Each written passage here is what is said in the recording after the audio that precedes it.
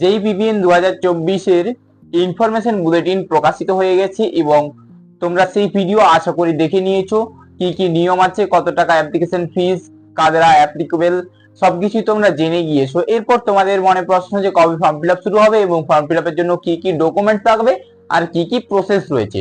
তো আজকের ভিডিওটা হচ্ছে সেই বিষয়ের উপরেই নির্ভর করে বানানো হচ্ছে যে কি কি ডকুমেন্টস লাগবে তোমাদের ফর্ম ফিল আপের সময় আর কি কি প্রসেস রয়েছে এই ফর্ম ফিল আপ করার জন্য। ঠিক আছে, তো চলো বেশি দেরি না করে শুরু করা যাক। তবে আগের ভিডিওটা যদি কেউ দেখে না থাকো বুঝতে পারবে না, তাই আগের ভিডিওটা আগের ডেসক্রিপশনে লিংক দেওয়া আছে দেখে নাও এবং আই বাটনে লিংক দেওয়া আছে দেখে নাও। ঠিক আছে, তো চলো শুরু করি। যেই পিবিএন 2024 এন্ট্রান্স এক্সামটা হয় পোস্ট বেসিক বিএসসি নার্সিং এ ভর্তি হওয়ার জন্য। যারা জানে না তাদের বলে রাখি, পোস্ট বেসিক বিএসসি নার্সিং এ ভর্তি হওয়ার জন্য যেই পিবিএন এক্সামটা হয় 2024, এটা সম্ভাব্য ডেট শুরু হওয়ার 21/4/24 তারিখের পর থেকে বা সেই দিন থেকে। ঠিক আছে, এরপর এখানে ফর্ম ফিল আপ করার জন্য কিছু প্রসেস আছে এবং কি কি ডকুমেন্টস লাগবে সেটা আমি এই ভিডিওর শেষে বলবো। ঠিক আছে, তো চলো দেখতে থাকো। প্রথমেই তোমরা যখন ফর্ম ফিল আপ করবে তোমাদের কাছে একটা রেজিস্ট্রেশন ডিটেলস বলে ডিটেলস চাইবে। যখন তোমরা নিউ রেজিস্টার বলে লগ ইন করবে ওয়েবসাইটে লিংক দেওয়া হবে, সবকিছু বলা হবে। যখন ফর্ম ফিল আপ হবে আবার ফর্ম ফিল আপের ভিডিও বানানো হবে। এখন জাস্ট একটা ধারণা দিয়ে রাখছি যাতে তোমাদের কোয়েরিজ গুলো উত্তর তোমরা পেয়ে যাও। রেজিস্ট্রেশন ডিটেলসে কি লাগবে, নাম ধাম এইসব, কন্ট্যাক্ট ডিটেলস এইসব লাগবে। নাম ধাম, ফোন নাম্বার, জেন্ডার, মেল এইসব লাগে, যেগুলো হিন্দু রিলিজিয়ান এইসব লাগে। ঠিক আছে, এরপর অ্যাপ্লিকেশন ফর্ম। অ্যাপ্লিকেশন ফর্মে কি লাগবে, অ্যাপ্লিকেশন ফর্মে ওই রেজিস্ট্রেশনে যে ডিটেলস গুলো দিয়েছে সেগুলোই চলে আসবে। সেখানে হয়তো আরো ডেট অফ বার্থ বা আরো দুই একটা মাধ্যমিকের এই সব কিছু দিতে হবে। তারপরে আসবে কোয়ালিফিকেশন ডিটেলস। এই কোয়ালিফিকেশন ডিটেলসে তোমাদের যারা এই বছর পাস আউট হয়েছো তাদের জন্য বেশি ইম্পর্টেন্ট, এবং যারা অলরেডি পাস আউট হয়ে আছো এবং যারা অন্য স্টেট থেকে পড়ে এসেছো তাদের জন্য কিন্তু এই কোয়ালিফিকেশন ডিটেলস এর জায়গাটা কিন্তু খুবই ইম্পর্টেন্ট। অথবা যারা ডাব্লিউবিএনসি থেকে পড়েছে তাদের জন্য কিন্তু খুবই ইম্পর্টেন্ট, কারণ হচ্ছে এখানে কোয়ালিফিকেশন ডিটেলস এ কয়েকটা জিনিস, এই 5টা জিনিসকে ফিল আপ করতে হয়। এই 5টা জিনিসের মধ্যে প্রথম হচ্ছে পাসিং স্ট্যাটাস। এখানে দুটো অপশন থাকে ড্রপ ডাউন এরতে, একটা হচ্ছে পাস্ট আর একটা অপশন থাকে অ্যাপিয়ারিং।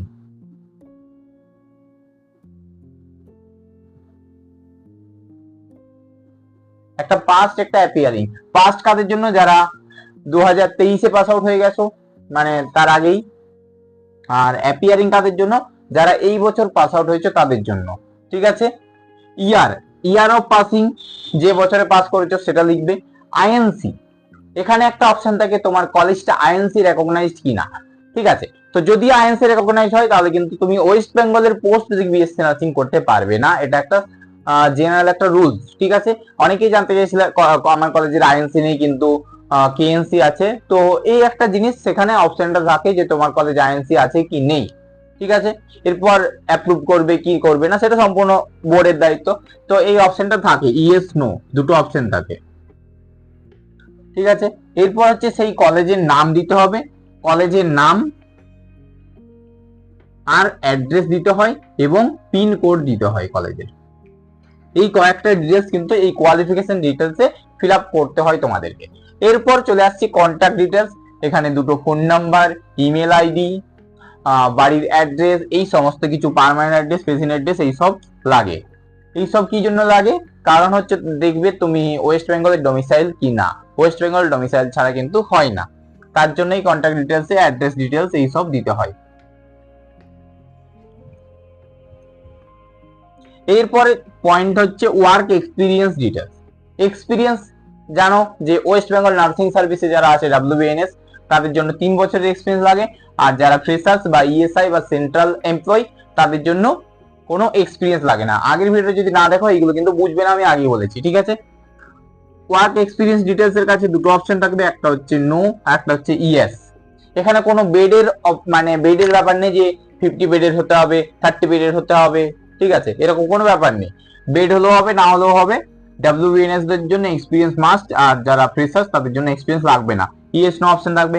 এরপর যদি ইএস করো তাহলে মানে ডাব্লিউবিএনএস দের জন্য WBNS দের জন্য সেখানে ডিটেলস থাকে, কোন অর্গানাইজেশনে করছো, কতদিন থেকে করছো, সেটা অ্যাড্রেস কি, সেই মানে হসপিটালটার নাম কি, কবে থেকে করছে, এরকম অনেক অপশন থাকে। যদি মাল্টিপল জায়গাতে এক্সপিরিয়েন্স থাকে তাহলে অ্যাড রো অপশন থাকে, দুটো এক্সপিরিয়েন্সও এখানে যোগ করা যায়। ঠিক আছে, হয়ে গেল। যাদের এক্সপিরিয়েন্স নেই direct no. Exam centre details, exam centre details এর জন্য বলে রাখি, এই বছর এক্সাম সেন্টার একটি জায়গাতেই হচ্ছে, সেটা হচ্ছে salt lake Kolkata new town. তো ওখানে একটাই অপশন আসবে, আগের বছর অনেকগুলো অপশন আছে, এখানে সল্ট লেক একটাই অপশন আসবে। ঠিক আছে, এরপর upload photo and signature. Upload photo and signature, এখানে তোমাদের একটা রিসেন্ট কালার ফটোগ্রাফ পাসপোর্ট সাইজের আপলোড করতে হবে এবং সিগনেচার আপলোড করতে হবে। এখানে আরেকটা ইম্পর্টেন্ট কথা বলে রাখি যে ফটোটা আপলোড করবে সেই ফটোটা নিয়ে কিন্তু এক্সাম সেন্টারে যেতে হবে, তার একটা কপি নিয়ে। তাই যে ফটো আপলোড করবে সেটা কিন্তু আর একটা কপি তোমার কাছে রাখবে এবং মনে রাখতে হবে কোন জায়গায় কোনটা করছো। ঠিক আছে, এরপরে তোমাদের কি আসবে, এই আপলোড ইমেজ, এবং তারপরের প্রসেস হচ্ছে অ্যাপ্লিকেশন ফিস সাবমিট করতে হবে 3000 টাকা সকলের জন্য। 3000 টাকা সাবমিট করার পরে তোমাদের কনফার্মেশন পেজ আসবে। বলেছিলাম আগের ভিডিওতে যে এই কনফার্মেশন পেজ হচ্ছে সব থেকে বেশি ইম্পর্টেন্ট, এটা ছাড়া তোমার অ্যাডমিশন হবে না। কনফার্মেশন পেজ আসবে, তারপরে অ্যাপ্লিকেশন ফর্ম প্রিন্ট করে নেবে। ঠিক আছে, তো এই কয়েকটা স্টেপ আছে। এরপর তোমাদের বলে রাখি, এই যে ফর্ম ফিল আপ করতে হবে, এই ফর্ম ফিল আপ করার আগে তোমাদের কি ডকুমেন্টস রেডি করে রাখতে হবে। এই ফর্ম ফিল আপ করার আগে তোমাদের বেশি কিছু ডকুমেন্টস কিছুই রেডি করে রাখতে হবে না। প্রথম কথা, কিছুই রেডি করে রাখতে হবে না। ঠিক আছে, পরে রেডি করলেও হবে। এই ফর্ম ফিল আপের আগে তোমাদের যেটা রাখতে হবে সেটা হচ্ছে ফটো আর সাইন। আপলোড করতে কিচ্ছু হয় না, শুধু ফটো আপলোড করতে হয়, সাইন আপলোড করতে হয়। এরপর অনেক চ্যানেল থেকে অনেক রকম বিভ্রান্তিমূলক কথাবার্তা বলবে। ঠিক আছে, তো সেইগুলো দেখার দরকার নেই। অফিসিয়াল ওয়েবসাইট ফলো করবে, অফিসিয়াল ইনফরমেশন বুলেটিন ফলো করবে, অফিসিয়াল সবকিছু ফলো করবে, আমার চ্যানেল ফলো করবে। ঠিক আছে, তাহলে তোমাদের অ্যাকচুয়াল ডেটা পেয়ে যাবে।